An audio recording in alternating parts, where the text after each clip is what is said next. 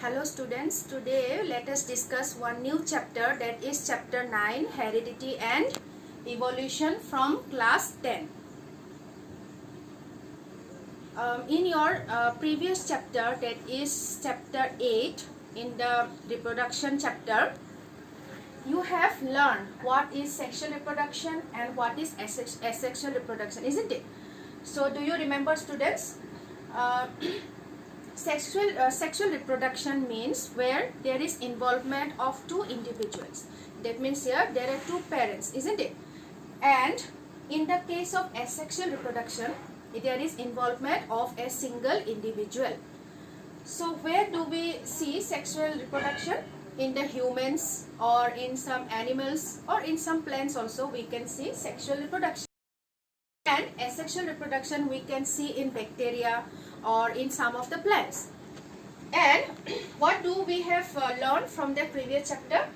That the offsprings that are produced due to the sexual reproduction are showing different characters from that of their parents.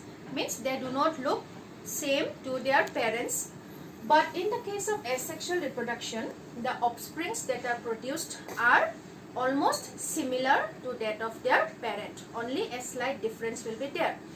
Take the example of, suppose if you go in a sugarcane field, all the sugarcane are same, isn't it? Their color, their structure, but there will be only a slight difference, like some will be little thick, some will be little more thinner, or the colors might be some bright or some little lower, okay, that difference, but almost they look same. So what we have learned from that, in the sexual reproduction, the offsprings that are produced are different, very much different to that of their parents, whereas in the asexual reproduction they are very similar to that of their parents. So heredity means when we inherit those characters from our parents. That means the transmission of genetic characters from the parents to their offsprings. Okay, we know that we may not be similar to our parents, or we may not be similar to our brothers and sisters. But if I go with my mother somewhere, people can easily recognize that she is my mother, because there will be some characters that is similar to, between us, isn't it? Or suppose if I am with my brother or sister, then people can easily say that we are brothers and sisters, because there will be some characters that are common between us. So this is the heredity. Suppose example you can take that of eye color. If a mother or father is having a blue eye, it may happen that that blue color may come to their children also. Or some of the diseases are also there which are genetically transferred from one generation to the next. Okay? Now we know that our ancestors were what? Monkeys, isn't it? What happened when they were monkeys? They used to walk with 4 legs. But as the years after years, and in order to adapt to the changing environment, what happened? Those monkeys, they started behaving in a little intelligent way, and they started becoming little upright. Okay, in order to what? In order to adjust to the surroundings, or in order to survive. So like that, after years and years, or generation after generation, we, the human being, has evolved, and after again 100 or thousands of years again, we will not be same, isn't it? We will be again a different one, because of the adaptation to the changing environment. So this is called evolution. So what is evolution? It is the change in the characteristics of species over several generations, and it relies on the process of the natural selection. That means due to the adaptation with the changing environment, different evolution takes place in the same species. Now we know that no two individuals are same, isn't it? All the individuals are different to one another. We from our parents also different. So that is due to the variation. So variation means what? It is the difference between the cells or between different individuals or group of organisms of any species caused by the genetic differences. We know that we are not same to one another. Our hair, some may have a curly hair, some may have straight hair, some may have little dark colored hair, in some cases the color of the hair will be little lighter like that. So all are different. Okay, take a common example of the ear lobes. Okay, ear lobe means the lower portion of our ear is called the ear lobe. If you look at a particular group of people and you try to look at the earlobes, you will see that the earlobes are different. Okay, earlobes are never same to all the people.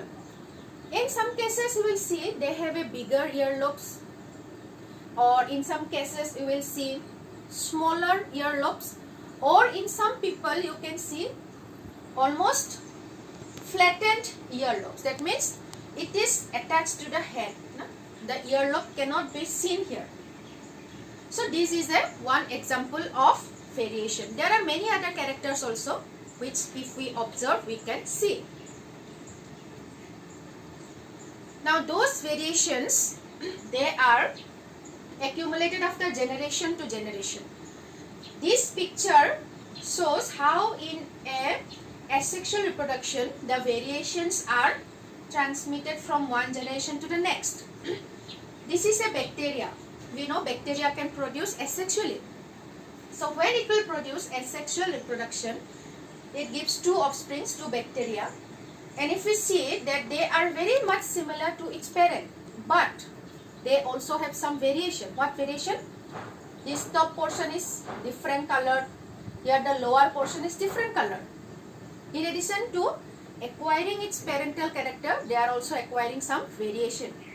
Again, these two bacteria, if they further divide to produce two each, again there are some more different variations seen. Here this part is different to its parent, here also it's different. Then in case of here, this one is similar to its parent, but again the next offspring is a different one. That means what we can learn, that when generation passes on, the variation changes. Okay. To have in them the characters of their. Okay. So inherited traits are the characters that we inherit from our parents. We have already studied now that we get some of the characters from our parents also. Like if I am having a big nose, maybe my father or mother is having a big nose. So these are the inherited characters. Or the quality of my hair. If my hair is curly, maybe my daughter will also have a curly hair. So these are the inherited. That means passes from one generation to the next. So these are called inherited traits. Do you know who this person is? This is the picture of Sir Gregor Johann Mendel, who is called the father of modern genetics. Now he contributed so much towards the field of heredity that because of him only we are able to study the different rules of inheritance. And he did various experiments taking different species. So one of his popular experiment is that of a pea plant. Okay, pea plant. By taking the pea plant, he did several experiments to study the various concepts of heredity and rules of inheritance. So let us discuss his pea plant experiment. This is what? This is the pea plant that we can eat also, na? This pea. So this is the picture of the pea plant. Now one day when he was crossing near a pea plant garden, he was very surprised to see that even all are of the same species, but there are various variations can be seen in that garden. Now what are the variations? I will show you. Okay. Some of the variation in the characters that he seen are, he saw 7 types of variations. First one is, some of the plants were tall, some of the plants were short. seed color. Some of the seeds were green colored, some were yellow, and the flowers that came out in the pea plant, some were purple color, some were white color. And position of the flowers, somewhere at the terminal, that means end of the branch, somewhere in the axial position, that means in the middle. Shape of the seed, somewhere very perfectly round and somewhere wrinkled. Then pot shape means we know that the seeds are present in a nice covering. So that pot shape is also in some cases very much inflated, means full, but in some cases it is constricted. And also that pot color is in some cases yellow, in some cases green. So these are the visible characters that he saw in that pea garden, and he thought that I should take a experiment on the pea plant only in order to study the variation. Okay, these are the characteristics that he saw there. This is a round seed, this is a wrinkled one, this is yellow colored, green colored, flower color is here white, here purple. This is a pot and this is full and this is constricted. This is yellow color, this is green color. This is the position of the flower. Here the position of the flower is in the axial. Here the position of the flower is in the terminal end. And here this is a long plant, this is a short plant. So these are the variations he saw. Then what happened? He took one tall and one short plant, and when he did the crossover of that tall and the short, what did he do? He first took the gametes as capital T for the tall plant, small t for the short plant. And when he did the crossover and the progeny that he got in the first generation, progeny means the offspring. When he got the progeny in the first generation, he got older 4 plants as tall, because when the crossover is done in older offsprings, the capital T trait is present, and capital T is the dominant trait because it is dominating character. So in older offsprings, capital T trait is present, so all of them are tall.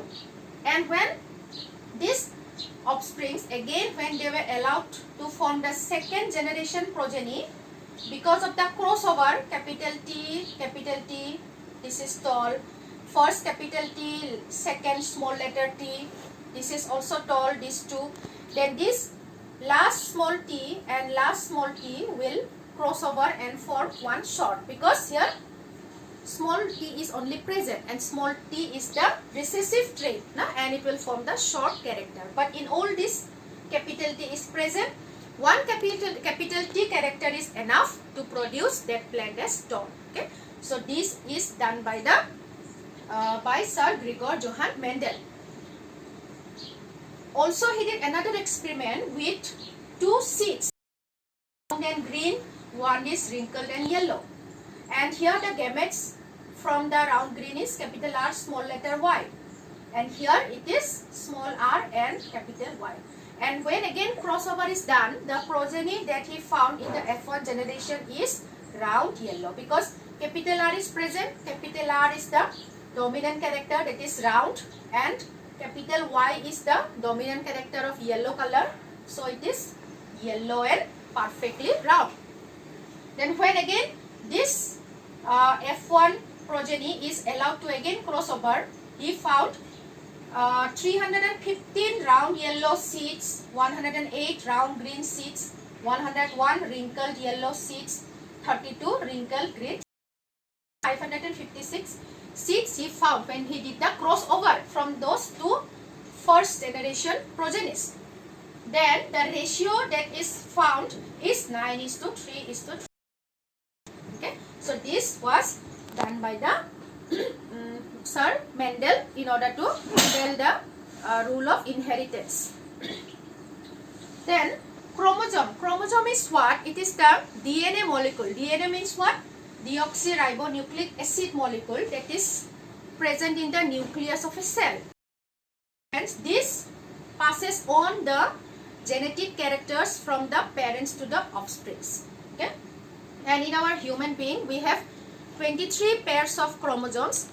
Out of that, 22 are common to both males and females, but the 23rd chromosome, the last chromosome, is different. That means in case of male, it is XY. That means not same, XY, unpaired type. And in our female, it is XX, same, similar, identical. But in case of male, it is not identical. Now, let us see the sex determination in case of an human being. So when we know that human being sexual reproduction takes place, one male and one female are involved. So from the male, the gametes we are getting is X and Y, because just now we have said that the 23rd chromosome is called a sex chromosome, and it is different, X and Y in case of male. For the female, it is XX. So here gametes X and Y, and here from the female X gamete will again, when X of the male and the X of the female XX, that means the offspring will be a female. But when the Y gametes of the male will form the zygote with the X chromosome of the female, we get XY zygote, and that is a male. That means